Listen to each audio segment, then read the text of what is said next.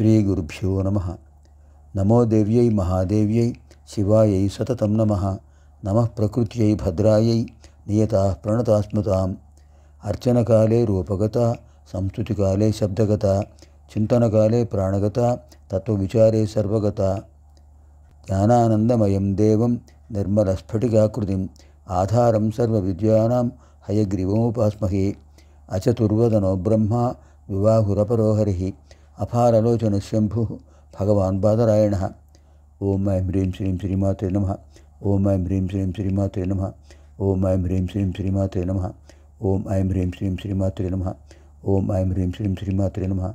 ఓం ఐం హ్రీం శ్రీం శ్రీమాతే నమః. ఓం ఐం హ్రీం శ్రీం శ్రీమాతే నమః. ఓం ఐం హ్రీం శ్రీం శ్రీమాతే నమః. ఓం ఐం హ్రీం శ్రీం శ్రీమాతే నమః. ఓం ఐం హ్రీం శ్రీం శ్రీమాతే నమః. ఓం ఐం హ్రీం శ్రీం శ్రీమాతే నమః. ఇదానీం వయం సర్వే సప్తదశాధికశతతమ శ్లోకే ప్రవేశామः. ఇప్పుడు మనం 117 శ్లోకంలో ప్రవేశిస్తున్నాం. మహాకైలాస నిలయ మృణాళ మృదు దోర్లత మహనీయ దయామూర్తి మహాసామ్రాజ్యశాలిని. మహాకైలాస నిలయ మృణాళ మృదు దోర్లత మహనీయ దయామూర్తి మహాసామ్రాజ్యశాలిని. మహాకైలాస నిలయ ప్రథమం, మృణాళ మృదు దోర్లత ద్వితీయం, మహనీయ తృతీయం, దయామూర్తి చతుర్థం, మహాసామ్రాజ్యశాలిని పంచమం. పంచపది అయం శ్లోక. మహాకైలాస నిలయ అమ్మవారి నివాసం ఏమిటి? మహాకైలాసం. కైలాసం వేరు, మహాకైలాసం వేరా? రెండు ఒకటే కదా? కైలాసానికి ఉన్న శక్తి మహత్తరమైనది కనుక మహాకైలాసం అంటారు. దేవి మహాదేవి, దేవ మహాదేవ అంటే మహత్తరమైనది విశేషణం. అంచేత ఇక్కడ మహాకైలాసం అది. ఆ మహాకైలాసంలో అమ్మవారు అక్కడ పరమేశ్వరుడి యొక్క సన్నిధిలో ఉంటారు. ఇక్కడ మహాకైలాసం అంటే సహస్రార కమలము అని అర్థం చేసుకోవాలి. సహస్రార కమలం, సహస్రార చక్రం, మూలాధారం, స్వాధిష్టానం, మణిపూరం, అనాహతం, విశుద్ధి, ఆజ్ఞ, సహస్రారం. ఈ సహస్రార చక్రమే మహాకైలాసం. అక్కడే ఆది దంపతులు ఉంటారు, పరమేశ్వరి పరమేశ్వర. అంతే మహాకైలాసం నిలయం అమ్మవారికి. బ్రహ్మరంధ్ర స్థానంలో సహస్రార చక్రం ఉంటుంది. ఆ సహస్రార చక్రమే మణిద్వీపం. అదే అమ్మవారి నివాసం. నిలయం భవతీతి మహాకైలాస నిలయ. అంటే మణిపూర నివాసిని, సహస్రార చక్రంలో ఉన్న పరబ్రహ్మస్వరూపిణి, నిరాకార స్వరూపిణి. మృణాళ మృదు దోర్లత, మృదు దోర్లత, మృణాళ మృదు దోర్లత. దోహ్ అంటే ఏమిటి? చేతులు. లత అంటే లతలు, లతలం అంటే చేతులు. అమ్మవారి చేతులు సుకుమారంగా ఉంటాయి, సున్నితంగా ఉంటాయి. తామర కాడ ఎంత సున్నితంగా మృదువుగా ఉంటుందో అలా ఉంటాయి అమ్మవారి. కారణం అమ్మవారు సౌందర్య లహరి కదా. ఇక్కడ వసుంజాది వాగ్దేవతలు ఏం చెప్పారు? మృణాళ మృదు దోర్లత. మృణాళం అంటే తామర కాడ.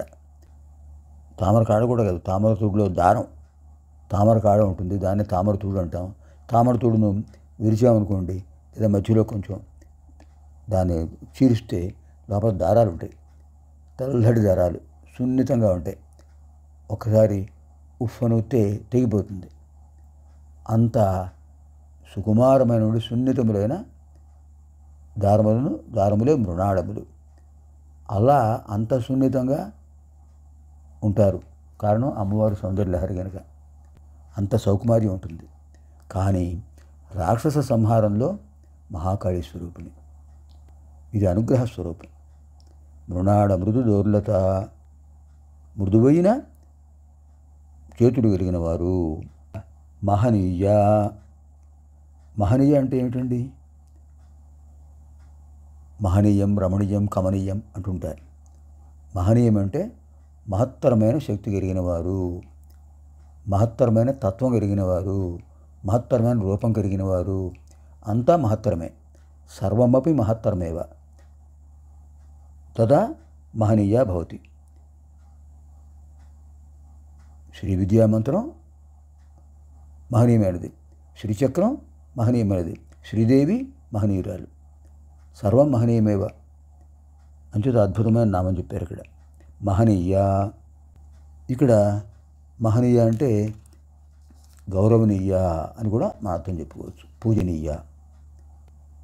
అనంతరం దయామూర్తి అరుణాం కరుణాతరంగితాక్షీం అని స్తోత్రం చేస్తుంటాం.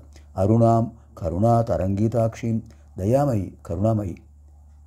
అమ్మవారి చూపులు కరుణారస ప్రవాహాన్ని కలిగిస్తుంటాయి. అమ్మవారి దృష్టిలోంచి మనకు కరుణ తరంగాలు, దయా తరంగాలు వస్తుంటాయి. అది అమ్మవారి యొక్క అనుగ్రహ దృష్టి. అదే అద్భుతంగా చెప్పారు ఇక్కడ. దయామూర్తి, అమ్మవారి స్వరూపమే దయాస్వరూపం. తన భక్తులంటే అమ్మవారికి చాలా ఇష్టం. తనను సేవించేవారంటే చాలా ఇష్టం. వాళ్ళని రక్షించడం కోసం అమ్మ ఎప్పుడు సిద్ధంగా ఉంటుంది. అందుకనే మొట్టమొదటి నామం అందుకే చెప్పారు కదా, శ్రీమాత. శ్రీమాత మాతీతి మాత. మాతి అంటే రక్షతి. మాతీతి మాత, రక్షిస్తుంది. కన్న తల్లి పిల్లలను, తన సంతానాన్ని ఎంత రక్షిస్తుందో, ఎంత బాగా రక్షిస్తుందో. మరి జగన్మాత జగత్తులో ఉన్న చరాచర జీవులను అలా రక్షిస్తారు. అంచేత అమ్మవారు విశేషమైన దయాస్వరూపిణి, దయామూర్తి.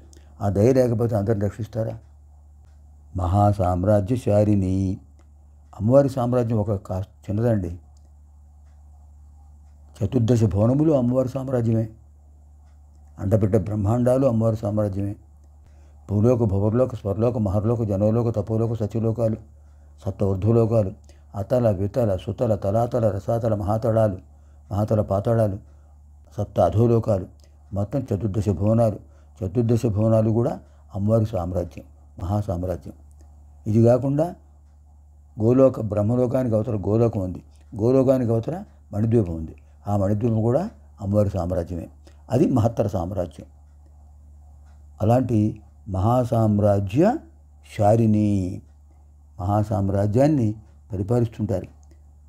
మహాకైలాసంలో ఆధిపత్యం, మహాసామ్రాజ్యానికి మహాకైలాసం నివాసం, మహాసామ్రాజ్యానికి ఆధిపత్యం. ఈ రెండు విశేషమైనవి. అక్కడే అందుకనే మొదటి శ్లోకంలోనే శ్రీ మహారాజ్ఞి అని చెప్పారు. ఆ శ్రీ మహారాజ్ఞి అనేది ఇక్కడ మనం గుర్తు చేసుకోవాలి. శ్రీ మహారాజ్ఞి మహాసామ్రాజ్య శారిణి. ఎంత అద్భుతమైన నామం ఉంది. ఓం ఐం హ్రీం శ్రీం మహాకైలాసనిలయాయై నమో నమః. ఓం ఐం హ్రీం శ్రీం మృణాళ మృదుదోర్లతాయై నమో నమః. ఓం ఐం హ్రీం శ్రీం మహనీయాయై నమో నమః. ఓం ఐం హ్రీం శ్రీం దయామూర్తయే నమో నమః. ఓం ఐం హ్రీం శ్రీం మహాసామ్రాజ్యశాలిన్యై నమో నమః. స్వస్తి.